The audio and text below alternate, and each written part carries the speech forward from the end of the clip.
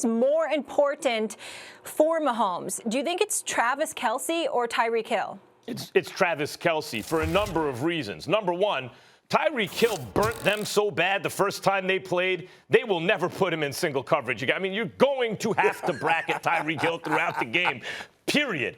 And that means you're going to have to get pressure with 4. They're going to try, as we know. But here's the thing, and this is why Travis Kelce in this game is more important. The offensive line's a mess. Andy Reid has all 5 guys practicing at all 5 positions on the line because they're thin there and they're missing their 2 best players, Pro Bowl tackles on either side, right? So what does that mean as far as Travis Kelce's concerned? Well, if you know you're going to spend extra resources trying to contain Tyreek Hill, and you know you're going to need help on the line, that means Travis Kelce's going to have to do a whole lot of stuff. He's going to have to help in many facets of the game. He's going to have to help the offensive lineman block so that Mahomes has some time. Like, think of that Bucs defensive front, who they're going to be sending. Vita Vea's back with Ndamukong Suh in the middle. You got the edge rushers, linebackers, and defensive ends coming at you, JPP and Shaquille Barrett, right? He's going to have to help there. He's going to have to help in the run game. He's going to have to block.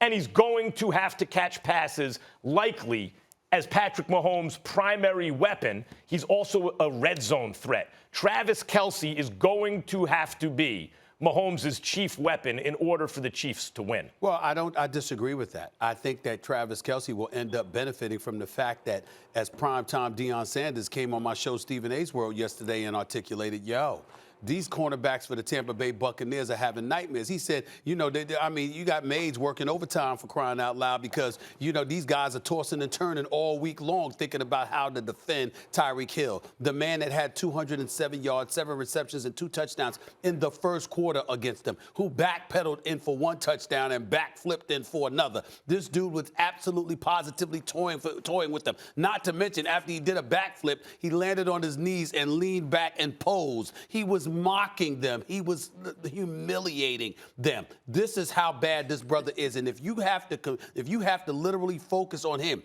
which you do, obviously that's going to take some of the pressure off in the middle of the field where Travis Kelce is going to live. You're going to have to find a way to deal with him, no question. But it's going to be because you're prioritizing dealing with Tyreek Hill because this dude is cat quick. He's the cheetah for a reason, and he is unguardable. You cannot defend him one-on-one.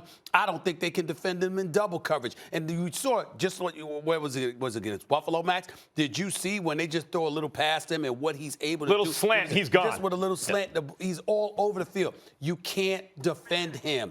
And I believe because of that, that makes him the most lethal weapon the Kansas City Chiefs have in this game because he has instilled panic and fear in the Tampa Bay Buccaneers, and as a result is in a position to compromise anything they want to do defensively. That's why he's the guy. He's the most important weapon for Patrick Mahomes, even if he's a decoy.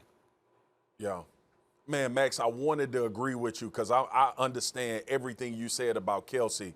The only delineation I make is the fact that they can get Tyreek Hill the ball without having to protect, right? All of those jet sweep motions, they put him in the backfield, the usage, like the things that he creates for the guys around him because of the speed. We could talk about his talent, but I'm talking about the usage. Like, I understand the impact. I literally have a tape on Travis Kelce being the influencer to open up things for guys. But it's just the multitude of ways that you can get Tyreek Hill the ball and he can break the game open. We get enamored with the 200 yards receiving in the first quarter against the Bucs, but we forget about the reverses. We forget about the jet sweep motions. We forget how they use him in the backfield to run defenders crazy way before they even snap the football and create all of those type of situations for Patrick Mahomes, and then the ability to uncover. Travis Kelce is the security blanket for Patrick Mahomes, but Tyreek Hill is the home run hitter when he improvises and goes off script and putting the ball in the end zone. So, look, this may be one of the hardest questions I've had on First Take ever because both of these dudes influence and impact how they play offense. I just think how they use Tyreek makes him the most important weapon for Patrick Mahomes and the Kansas City Chiefs. Tyreek Hill's yards after catch are ridiculous. Well, you're right. He doesn't have to get all the way down the field to kill you. But Travis Kelce is even a weapon there because that little extra time that Mahomes is going to need, Travis Kelce's responsible there. When they run the ball, Travis Kelce's going to have responsibility there. as the safety blanket. Like you said, he has responsibility there. And in the red zone, when it's time to score touchdowns, Travis Kelce's a major target. He's going to influence the game at every level of the offense if the Chiefs want to win. Thanks for watching ESPN on YouTube. For live streaming sports and premium content, subscribe to ESPN+.